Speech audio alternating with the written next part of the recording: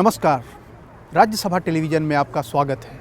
मैं हूं अखिलेश सुमन और आप देख रहे हैं हमारा खास कार्यक्रम स्पेशल रिपोर्ट। स्पेशल रिपोर्ट के इस अंक में हम आपको लाए हैं दक्षिण कोरिया।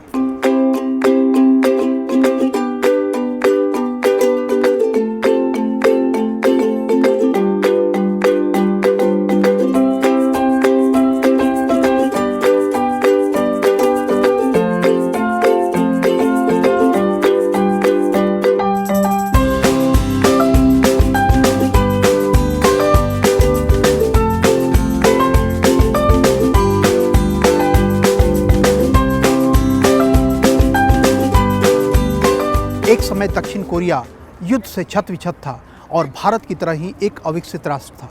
अगले आधे घंटे में हम आपको दिखाएंगे किस तरह दक्षिण कोरिया युद्ध के हादसे से बाहर आया और अपने आप को विकसित राष्ट्रों की श्रेणी में खड़ा कर दिया। हम यह भी दिखाने का प्रयास करेंगे कि किस तरह दक्षिण कोरिया के अनुभवों से भारत लाभ उठा सकता है और अपने यहाँ अमीरी और गरीबी की जो खाई है उसे पाट सकता है। विकास और अविकास का जो अंतर है उसे दूर कर सकता है। भारत से करीब 5000 किलोमीटर की दूरी पर स्थित है दक्षिण कोरिया। पश्चिम में चीन और पूरब में जापान इसके निकटतम समुद्री पड़ोसी हैं। जमीन से जुड़ा इसका एकमात्र पड़ोसी उत्तर कोरिया है। ये दोनों कभी एक थे, मगर पिछले अनेक दशकों से उनके बीच वैसे ही रिश्ते हैं जैसे भारत और पाकिस्तान के।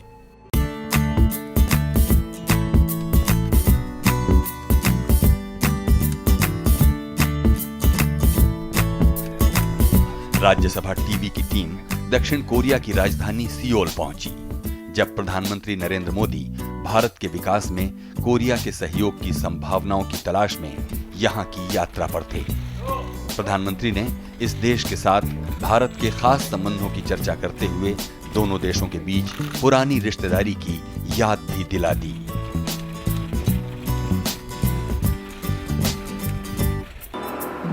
ये बहुत कम लोगों को पता है कि पहली शताब्दी में कोरिया के राजा सुरो की शादी अयोध्या की राजकुमारी से हुई थी। India and Korea have had cordial relations from the ancient past. President Park just mentioned some ancient links in her speech. A famous Korean visitor to India was Haejo, a Buddhist monk who visited India in the 8th century to know the language and culture of the land of Buddha.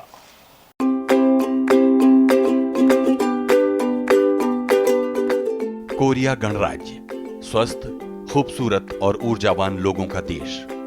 यहाँ के शहर किसी भी पश्चिमी देश की तरह लगते हैं। पूरा देश ही करीने से सजा हुआ है, मानो हर रोज किसी उत्सव का माहौल हो। सोच समझकर सजाए गए रंग बिरंगे कोरिया के इस सौंदर्य से यहाँ रहने वाले भारतीय चमत्कृत दिखते हैं। प्रधानमंत्री खुद कोरिया के विकास से हतप्रभ थे। In fact, I've always been fascinated by Korea. I came here when I was Chief Minister of Gujarat and even before that. Honestly speaking, while in Gujarat, I used to wonder as to how a country of the size of Gujarat can do so much economic progress. तकरीबन 5 करोड़ 61 लाख की आबादी वाले Korea के लोगों की औसत उम्र 83 साल है। इसका सकल घरेलू उत्पाद यूरोपीय संघ के देशों के बराबर है। कोरिया आज सूचना तकनीक, मोबाइल फोन, कंप्यूटर, इलेक्ट्रॉनिक्स और स्टील के साथ साथ मोटर वाहन और जहाजरानी के निर्माण में अग्रणी देशों में शामिल है। At 1950-1960, the average age of Korean citizen was 53. As they are managing the things, they are developing the medical system, they are developing some food system, and there are some the living styles. Then they improved their life. The woman's life is 83 years and men's life is 76 years. यहाँ करीब 10,500 भारतीय रोजगार की तलाश में आए और यहीं बस गए। यहाँ की जिंदगी उन्हें सहज लगती है। कोरिया के लोग भी भारतीय लोगों को पसंद करते हैं। I am living here with my family when I feel much comfortable, the easy of life here in Korea. The passion for education, the passion for developed country, passion for anything, that make Korea be the developed countries. और ऐसा तजुर्बा सिर्फ यहाँ रहने वाले भारतीयों का ही नहीं है, अन्य देशों के लोगों ने भी कोरिया को अपना ठौर बनाया और वो सभी कोरिया की व्यवस्था से प्रभावित दिखे। It's very nice here, very safe here, and the studies are very good here. The practice, lab studies, it's very good. For example, it's better than in our countries.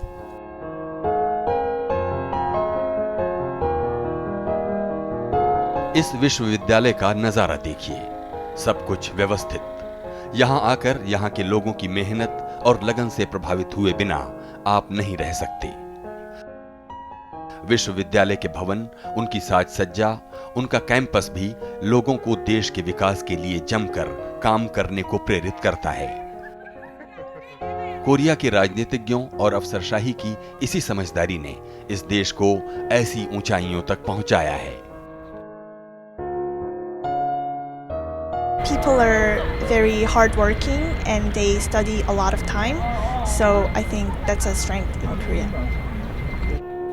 चाहे वो तकनीकी शिक्षा का मामला हो या पढ़ाई में तकनीक के इस्तेमाल का, कोरिया ने हर क्षेत्र में उन्नति की है। यहाँ रोजमर्रा की जिंदगी में किस हद तक तकनीक का इस्तेमाल होता है, ये इस एक यंत्र के उपयोग से समझ में आ सकता है। आपके पास एक आईडी है, यहाँ देख सकते हैं, और यहाँ पे पासवर्ड है।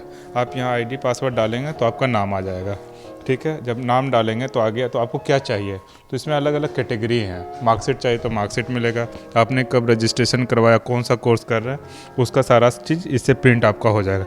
इसके चार्जेज लगते हैं, तो चार्जेज के लिए यहाँ पर टी मनी लिखा हुआ है। अगर आपके पास क्रेडिट कार्ड है तो क्रेडिट कार्ड से भी आप ले सकते हैं, या अगर आपके पास बस का कार्ड है या मेट्रो का कार्ड है तो आप यहाँ से भी ले सकते हैं। उसके चार्जेस 500 वॉन से 1000 वॉन होते हैं, और ऑटोमेटिक आपका प्रिंट आपका निकल जाएगा इससे।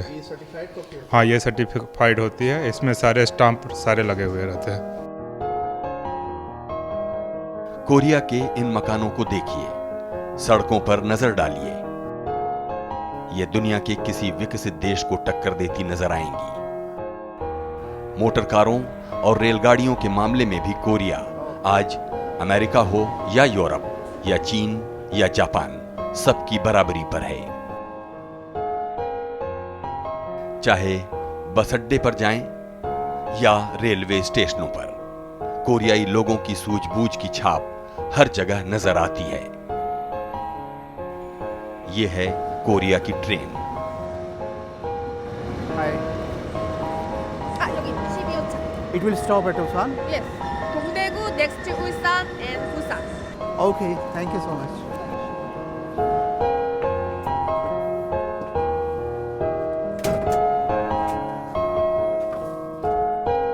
औसतन 250 से 270 किलोमीटर की रफ्तार से चलने वाली इस रेलगाड़ी को बुलेट ट्रेन भी कह सकते हैं।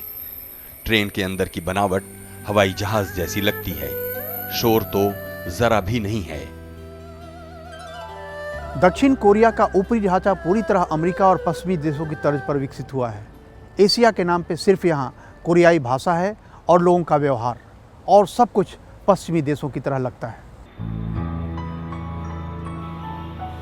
हमने इस ट्रेन से सियोल से उल्सान तक की यात्रा की। करीब 2.5 घंटे के सफर के बाद जब हम स्टेशन से बाहर निकले तो फिर प्रभावित हुए बिना नहीं रह सके। लगा कि जैसे यहाँ के लोग हर रोज ही स्वच्छता अभियान में जुटे हुए हैं। कहीं कचरा नहीं डाल रहे, कुछ ये नहीं, सभी अपने अपने कैरी कर रहे हैं। इवन कुत्ते को भी जब लेके जाते हैं तो अपने साथ साथ जो है उसके साफ सफाई का जो है सामान लेके जाते हैं। तो मुझे थोड़ा सा ऐसे अजीब सा लगा था कि हमारे देश में क्यों नहीं हो सकता है। जो भारतीय यहाँ आते हैं वो कोरियाई अफसरों के नजरिए से खास प्रभावित होते हैं। कोरिया के लोग भी स्वीकार करते हैं कि यहाँ कारोबार इतना फूला फला है तो उसके पीछे कुशल और सहयोगी नजरिए वाली नौकरशाही के बर्ताव की भी भूमिका है। Korean bureaucracy is very good. They are very skilled person, and they has very good understanding about the development of industry. They has a good goal. They understand what to do for the country's development, for the upgrade of industries, so that they are giving the good supporting to the enterprise, the private companies' activity. व्यवस्थित प्रशासन का ये व्यवहार Korea की नदियों के रखरखाव में भी दिखता है। ये व्यवस्था भारत के लिए निहायत अनुकरणीय है, जहां हम गंगा और यमुना जैसी नदियों को साफ करने की जद्दोजहद में जुटे हुए हैं। सियोल की हान नदी को देखिए, ये कोरिया की आम जिंदगी का हिस्सा है। ये सैलानियों की पसंदीदा जगह भी है, जहां साइकिल ट्रैक से लेकर पार्क तक मौजूद हैं और जहां सांस्कृतिक कार्यक्रम अक्सर होते रहते हैं।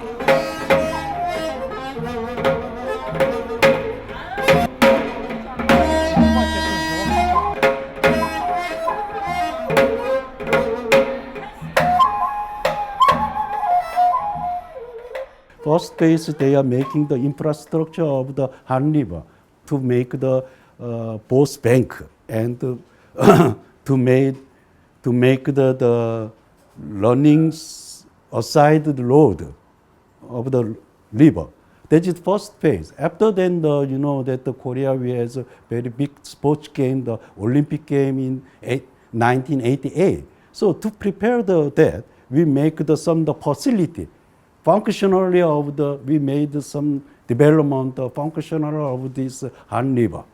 कोरिया और भारत ने तकरीबन एक ही समय में अपनी विकास यात्राएं शुरू की थीं। दोनों की आजादी का दिवस भी 15 अगस्त है, लेकिन उसके बाद कोरिया ने जिस तेजी से और जिस स्तर का विकास हासिल किया, वो किसी करिश्मे से कम नहीं है। इस बात का गवाह आज कोरिया की रहन सहन का हर पहलू है। गुजरात के आकार वाले दक्षिण कोरिया की कहानी एक चमत्कार की तरह है और राजसभा टेलीविजन की टीम खड़ी है ऐसे ही एक चमत्कारिक जगह पे। यह हुंडई का पानी का जहाज बनाने वाला कारखाना है। हम इस तरह के चमत्कारों पर आगे भी बातें करते रहेंगे, लेकिन फिलहाल वक्त हो चला है एक ब्रेक का।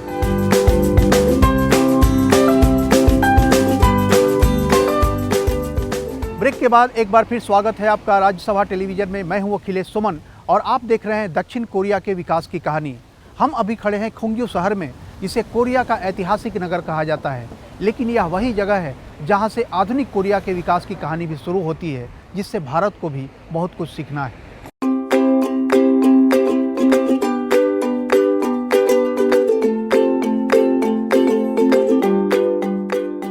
ये है कोरिया का एक पुराना शहर।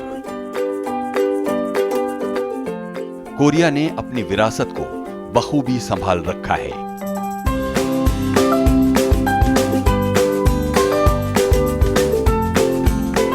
क्योंगजू नगर के ये टीले इसलिए बनाए गए थे ताकि जापानी लोग इसे लूट न सकें।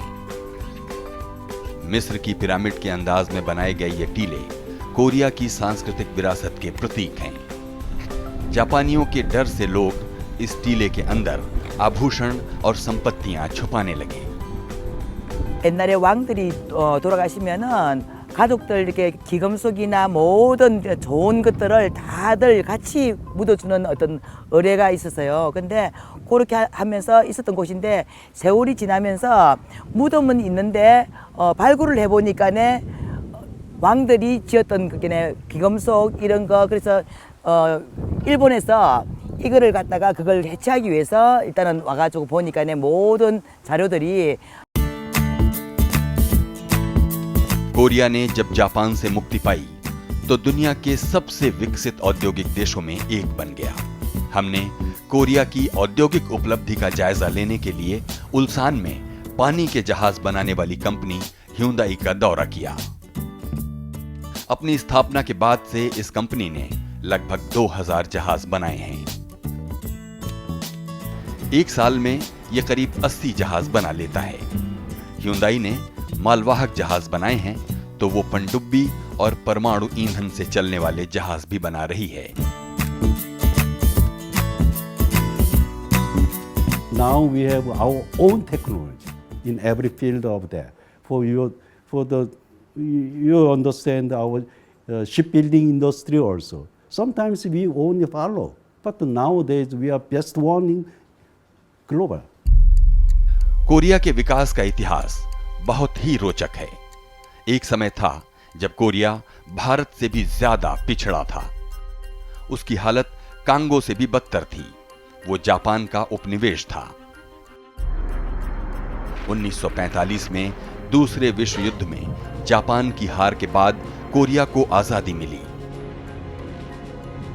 लेकिन आजादी के साथ ही कोरिया का बंटवारा हो गया।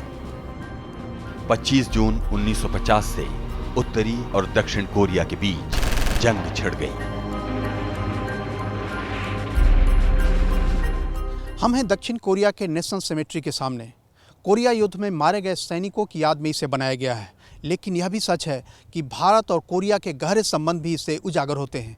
कोरिया युद्ध की समाप्ति में भारत ने अहम भूमिका निभाई थी। After our Korean War, we was totally destroyed. So there is nothing. So we must do something to survive. So because of the Korea is not natural resource companies and countries. So we have nothing, we have only the manpower. So that to do something we must work hardly. So based on that we achieved one phase, after one phase, then for the next one we also continuously worked harder. कुल मिलाकर करीब 50 लाख सैनिक और आम नागरिक इस युद्ध की भेंट चढ़े। 1953 में भारत की पहल पर संयुक्त राष्ट्र में युद्ध विराम का प्रस्ताव आया, तब जाकर लड़ाई रुकी।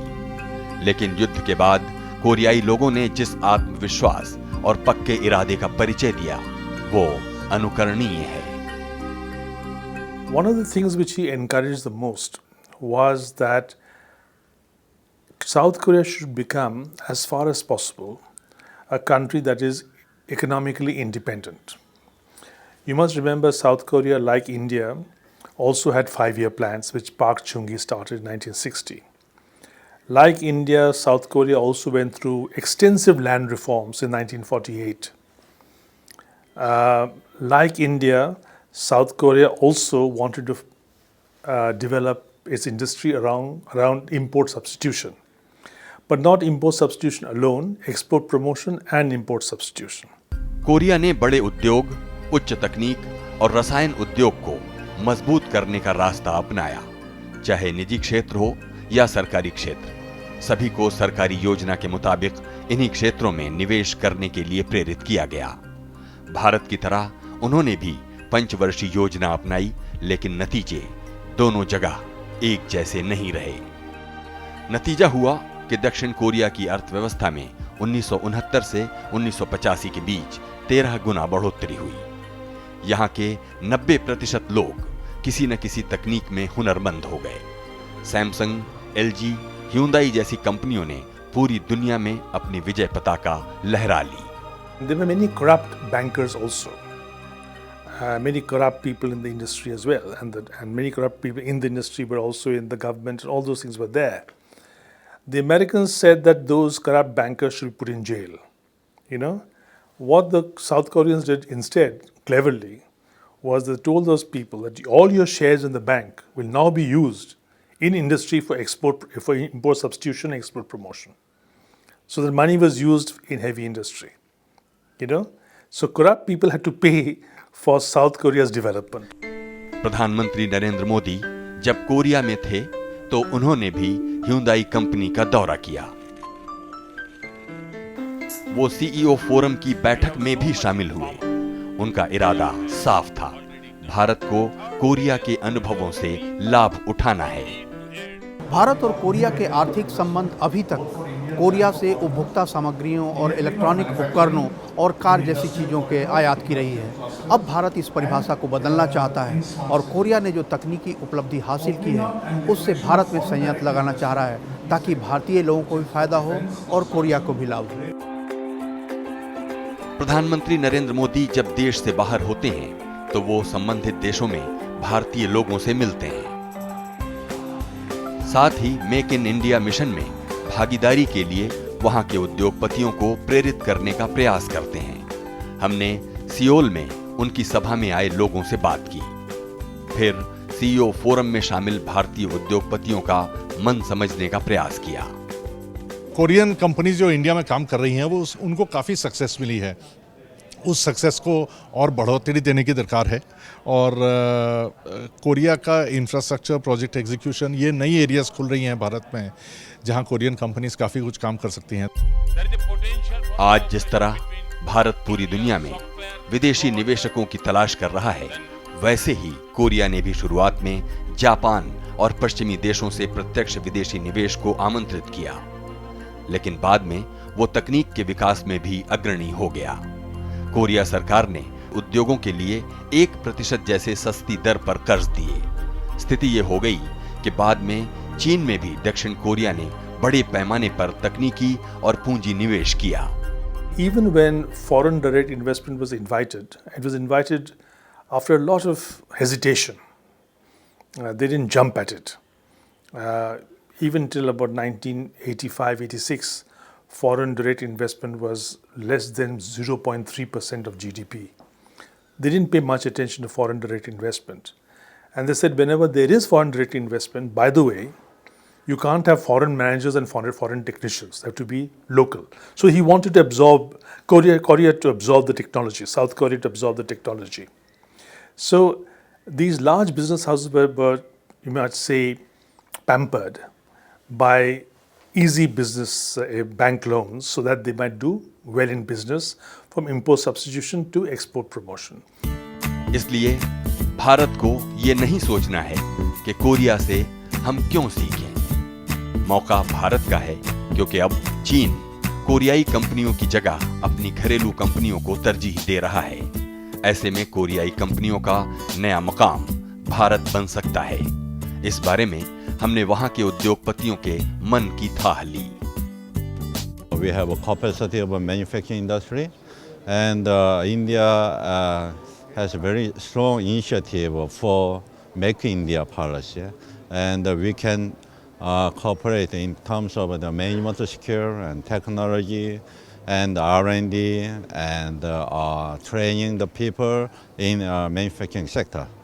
कोरिया सरकार का भारत के बारे में क्या आकलन है, हमने इसे जानने की कोशिश भी की। Prime Minister Modi showed Korean people his vision and his strong will for the development of India. What India and Korea can do together so that the Prime Minister's vision of development of India can be found out? All those things India is doing under the leadership of Prime Minister Modi, for example, Make in India, Digital India, skill development, even Clean Up India. We have experienced it some time ago, a little earlier than India. But there is a demand from India, like transfer technology, Make in India. Do you think that Korea will be ready for transfer of technology and Make in India? We'll do our best. We are not afraid of transferring any technology to India. But will it be cheaper than any other country? India can enjoy the most cheap, the cheapest, and the most advanced technology with Korea. What are the problems in collaboration with India in all those fields? Many people are talking about the business environment in India. Maybe the Korean firms feel similar things in India. Bharat और Korea के संबंधों की खासियत यह है कि दोनों देशों के बीच कभी कोई विवाद नहीं रहा। कोरिया के लोग पेशेवर और अनुशासित हैं, इसलिए ये उम्मीद वाजिब ही है कि उनके साथ काम करना भारत और भारत के लोगों दोनों के लिए लाभदायक रहेगा। और इस तरह हम आप पहुंचे हैं अपनी इस खास रिपोर्ट के अंत में। गरीब देशों के लिए दक्षिण कोरिया मानवीय प्रयास का एक अद्भुत नमूना है। निसंदेह अब वह समय आ गया है जब भारत दक्षिण कोरिया की प्रशासन क्षमता, राजनीति, मानवीय प्रयासों और तकनीक और प्रबंधन से कुछ सीखे। राज्यसभा टेलीविज़न के इस खास कार्यक्रम में कैमरा पर्सन दुष्मंता के साथ अखिलेश सुमन की तरफ से सियोल से आज बस इतना ही। अगले कार्यक्रम के साथ हम फिर मिलेंगे, तब तक के लिए नमस्कार।